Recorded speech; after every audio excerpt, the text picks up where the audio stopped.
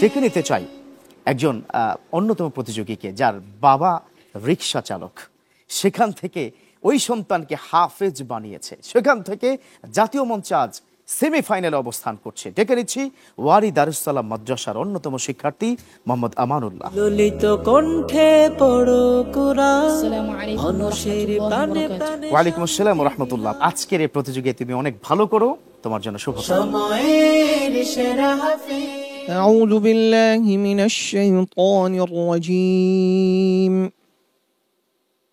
وإذا صرفت أبصارهم تلقاء أصحاب النار أعوذ بالله من الشيطان الرجيم بسم الله الرحمن الرحيم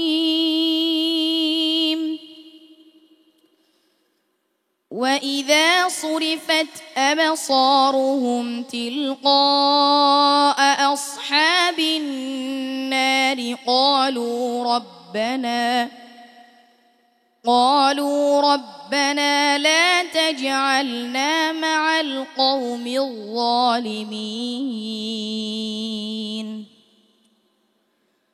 ونادى أصحاب الأعراف رجالا يعرفونهم بسيماهم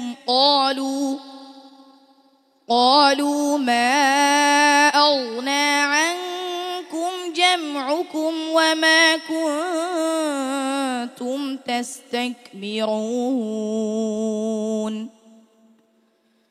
أهؤلاء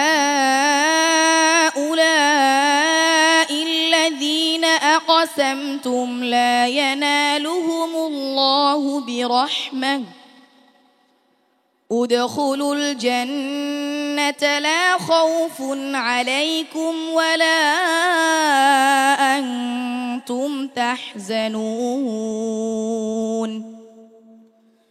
ونادى أصحاب النار أصحاب الجنة أن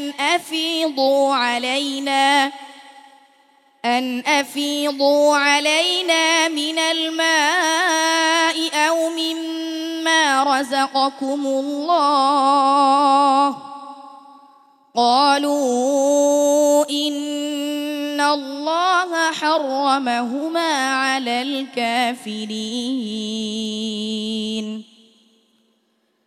الذين اتخذوا دينهم لهوا ولعبا وغرتهم الحياة الدنيا فاليوم ننساهم كما نسوا لقاء يومهم هذا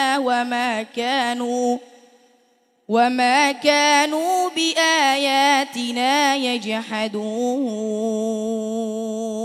حسبك صدق الله مولانا العظيم আল্লাহু আকবার কবীর, আল্লাহু আকবার। অসাধারণ তেলাওয়াত। প্রিয় দর্শক, সত্যি মনে হচ্ছিল এই মাত্র রব্বে কারীম কথাগুলো বলছেন, যেগুলো আমরা শুনছি। আল্লাহু আকবার কবীরা। আপনি খুব চমৎকার একটি জায়গা থেকে প্রশ্ন করেছেন, তবে কতটা সন্তুষ্ট হতে পেরেছেন আপনি? চমৎকার তেলাওয়াত ছিল, এক কথায় ক্রিস্টাল ক্লিয়ার আওয়াজ যাকে বলে, একেবারেই স্বচ্ছ গলা ছিল। সে যে রোজাদার তার কোনো প্রভাব তার তেলাওয়াত আজকে মনেই হয়নি। আল্লাহু আকবার। অসাধারণ তেলাওয়াত ছিল। ছোট্ট একটি মুলাহাজা তোমার জন্য, দু একটি জায়গায় মধ্যে মুনফাসিল গুলো একটু ছোট করে ফেলা হয়েছে, কোনো জায়গায় একটু ইকফার গুন্নাগুলো মুখটা বন্ধ করে আদায় হয়েছে। এই বিষয়গুলো খেয়াল রাখো, সামনে অনেক ভালো করবে, দোয়া রইল তোমার জন্য। চলো আমরা একটু অতিথি প্যানেল থেকে ঘুরে আসতে চাই। তো তার বাবা অনেক পরিশ্রম করে এই সন্তানকে পড়িয়েছেন, আজ আপনার সামনে তেলাওয়াত করেছেন, বিশ্ববাসীর সামনে, কেমন লেগেছে? মাশাআল্লাহ, ইন্নাল হামদুলিল্লাহ। এই খুদে কোরআন শিল্পী চমৎকার তেলাওয়াত এ সন্ধ্যায় উপহার দিয়েছেন আমাদেরকে।